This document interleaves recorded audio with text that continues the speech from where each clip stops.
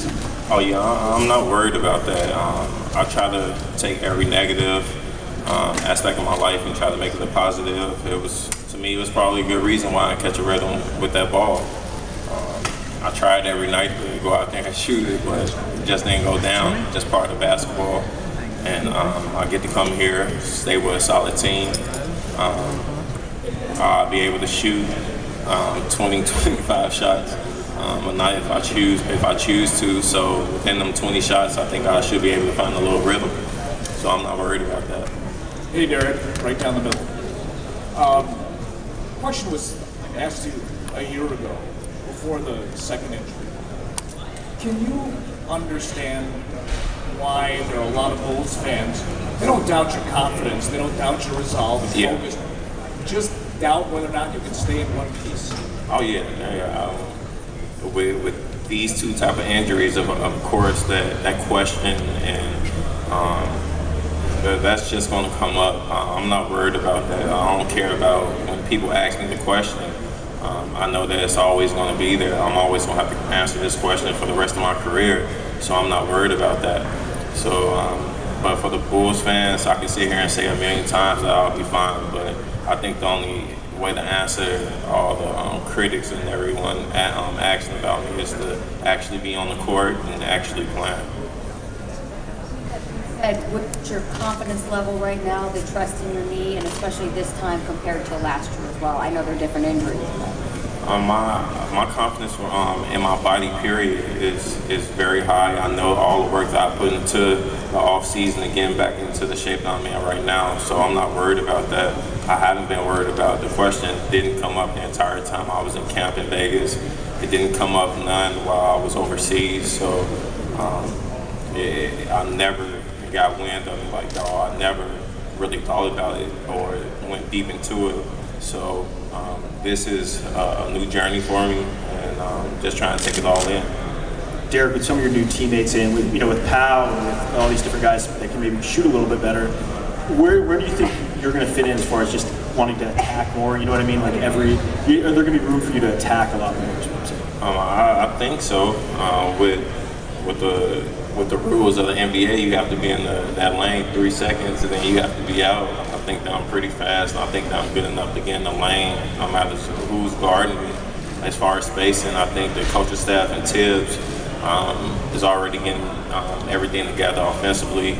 But our biggest thing is defense. If we can defensively stick and guard teams the entire game, I think offensively we should be pretty good. Derrick, on Team USA, you got a chance to play with Anthony Davis, another Chicago guy. What's your impression of him as a player? And like, were you impressed with just how good he is and how he can do everything? He's a great player, and I love his drive. His drive to want to be great. It kind of pushes you if you're around him. He rubs off on people, and especially if they have a young team. The way that he works, not on the court but off the court too, like in the training room, the weight room. He does a great job of taking care of his body. So. Just being around him, talking to him a little bit more, talking to his family, he's heading in the right direction. Derrick, with off-season moves that management made, do you think you almost have to carry less of an offensive burden? Oh yeah, for sure. With the threats that we have, I'm trying to make the game as simple as possible. I'm not going to try to overuse myself. I think that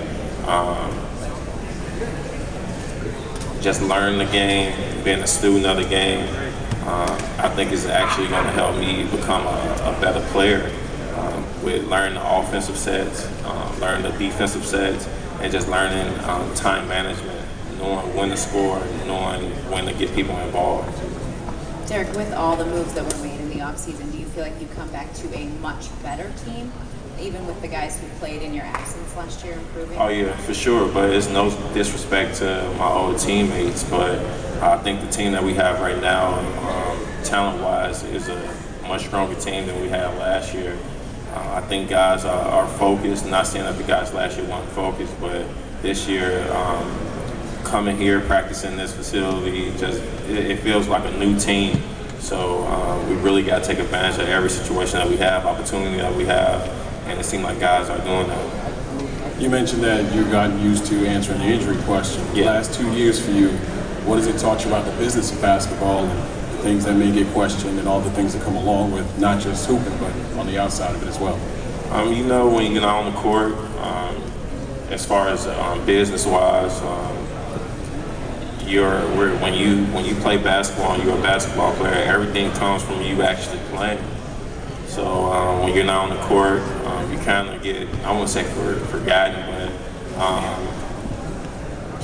other players get seen. You have opportunities for other players to get seen, and that happens. And that came in. I don't get mad at it or anything. I just know my opportunity is going to come when I get on the court. But you try to venture off into other investments, certain things like that. But I don't need to talk about it right now. With some stuff down the line that I'm working on. How did you sell the Bulls to Powell, and what do you look forward to most in playing with him? You know, with Powell, I think that he had in his mind that he really wanted to come here, or we were the first team that he was looking to go to during free agency right away. Just by me just talking to him, I think that's what I felt. He felt like he wanted to come here.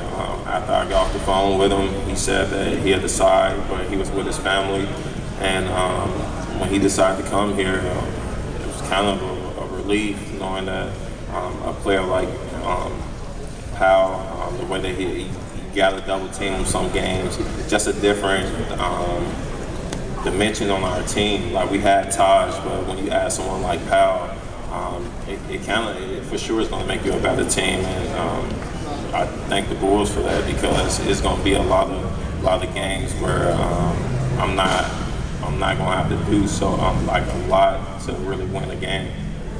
Derrick, I know you're all about winning, and that's very important to you over here to the left. I can't even see you. Right. Oh, shit. Oh. Hey, Derrick, I know you're all about winning, and that's really important. You obviously added a lot of talent to the team this year. Cleveland added Kevin Love, so LeBron's got maybe a big three again. Yeah. How important is it, you think, maybe this year, that you guys got to kind of take that step and beat out Cleveland this year? Because as those guys get more used to each other, it might be tougher down the line, just like it was in Miami. You know, people always bring up Cleveland, but it's a lot of other teams in the East that's rebuilding but have good teams, and a lot of people overlook them teams. But I think the East has gotten better.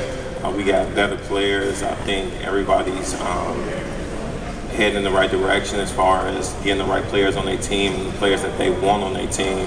And I think the NBA is better because the guys are working harder.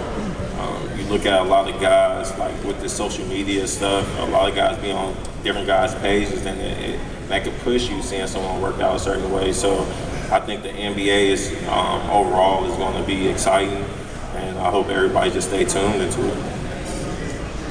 Derrick, in what ways do you see you and Powell feeding off each other during games? I see I automatically go to the fourth quarter where he got the ball and I'm out on the perimeter. I'm just waiting to get a set shot. Other than that, let him work. You got Joakim or Taj on the other side cleaning up everything else, and you got two other shooters on the floor with me, him, and me, Joe, and Powell. So I just see him in the post. I'm waiting for a jump shot, and you pick your poison. Derrick, after, just being out for so long, for 2 years, most of it, do you come back in and be more, are you vocal right away? How do you want to be a leader, I guess? No, before I went out for the Vegas, the camp, right after I made the team and knew that I was going to Spain, I said that I wanted to be more vocal, but that opportunity didn't come in the way that I wanted to come. I waited and kind of didn't need it. We was winning every game by 20, 25 points, so it wasn't no need for it. So coming here, I think that I have that opportunity again where it's fresh. I'm able to be around the guys a lot more. We're able to talk a lot more, so I think that leadership role will come now.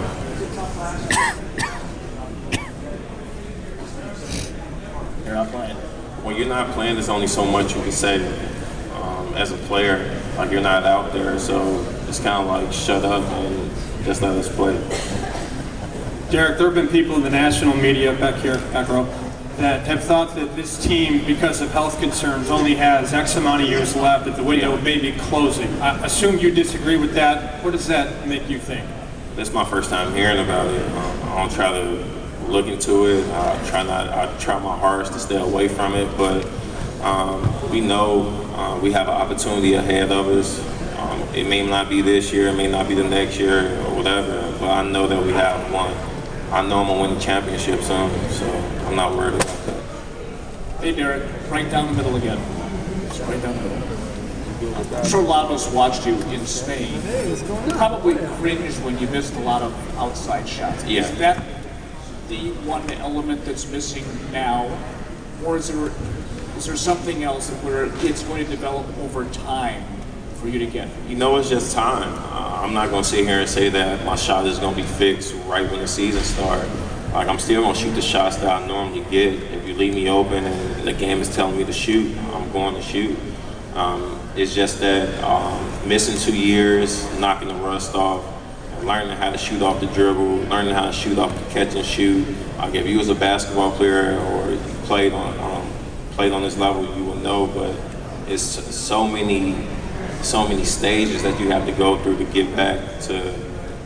I had to go through to get back to where I am right now, and just trying to stay positive, put all my workouts and all my shooting workouts really behind me, so that I can stay focused on the future and know that I'm back with the Bulls now and we have a bright future. Hey, Derrick, over here to the right.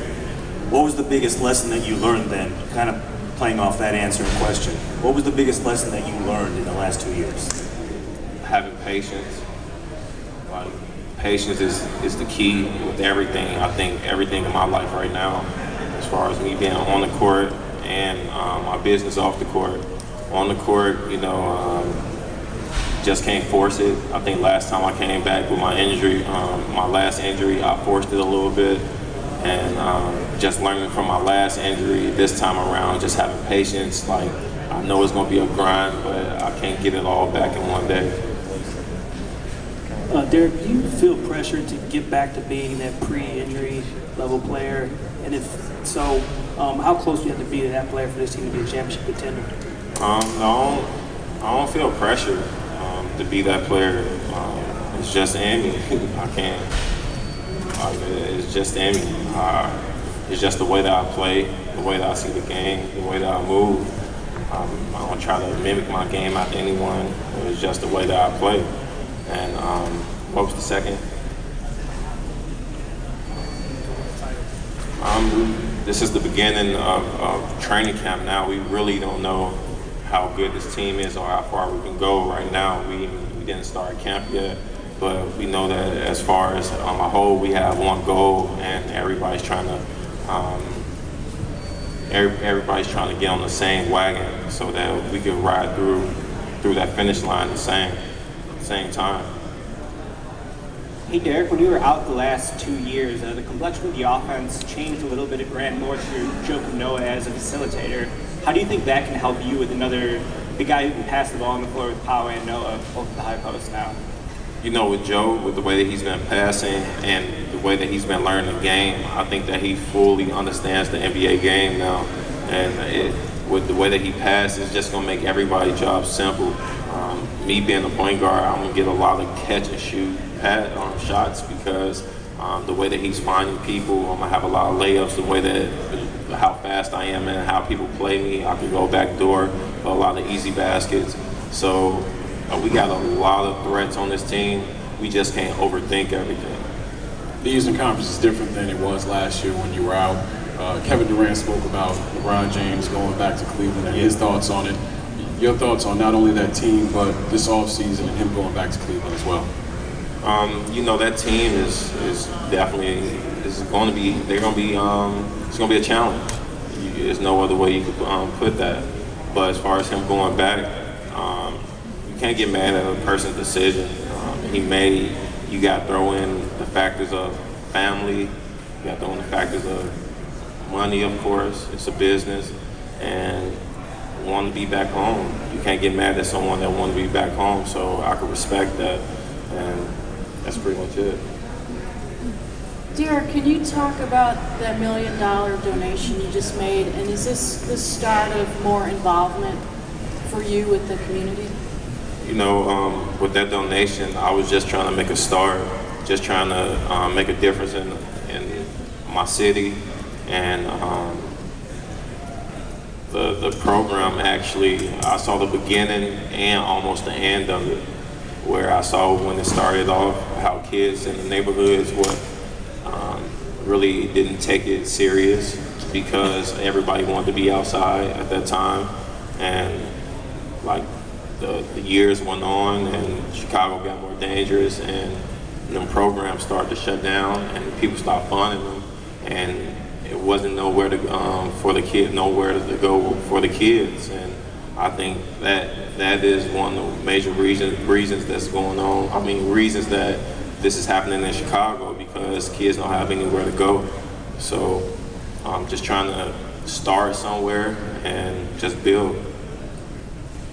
Derrick, in playing with USA Basketball this summer, you look fast and you look athletic. You're playing these 5-minute bursts and on and off. Do you have any sense or feel about what would be ideal for you during this season as far as how long to play, minutes, how, rotations, things like that? No, I haven't even talked to anyone about that yet. Not Jen, not Tibbs. I haven't talked to anyone, but as far as minutes, I'm willing to play how many minutes they want me to play. As long as we win the game, I'm fine with it. Derrick, could you talk about the depth that you see after the starting 5 and how that's going to help you guys get to where you want to go? In specific, people like Taj, Jimmy, Miritic, A.B., Snell. Aaron, yeah. I think the group the second group it might be even dangerous, dangerous I would say, because you have shooting, you have low post presence, then you got Miritic where he's a stretch 4. This is my first time ever playing with a stretch 4, or I think AB first time, or Kurt first time ever playing with a stretch 4. So I think depending on who's in the game, I think that's what the play calls are going to be, and that's how Tibbs is going to coach that group. But I think we have a really good team. Derrick, by the way, a few years back you said at Media Day, why can't I be MVP? Right now, this version of Derrick Rose, what do you see for yourself? What do you want to be this year going forward? I just want to be healthy. I think that's the only thing that I'm worried about right now. I could care less about the awards. I could care less about any accolades or whatever. I don't care about it. I just want to go out there and win games. And if winning games get me to get to any of them awards, that's cool. But my biggest goal is just winning the championship. Derrick, a lot of people focus on your physical health, but after 2 seasons of injuries, becoming a father, and always being very invested in Chicago with the violence in the youth, how has your mental approach changed or been affected towards the game? Mentally, I think that I'm stronger. I think that I'm maturing more as far as being a father and just being a man, period. Just having a different interest in my life right now. Things are slowing down. Got my son around me majority of the time. Trying to get back to playing again, just trying to stay healthy. So it's a lot of things that's going on, and mentally, I think that I'll prepare myself for this moment and prepare myself for this season. I think that I don't get sidetracked by anything like I used to in the past when I was younger, as far as like going out or going shopping, stuff like that. Just trying to do anything to get as much recovery time as possible. That 4 years ago when you did win that MVP, I mean, how far away does that seem now? Does that seem like even longer? I mean, it seems far, man, so far, but I know that 7 years, I haven't played in 2 years, so I should have 2 years on the back end for it.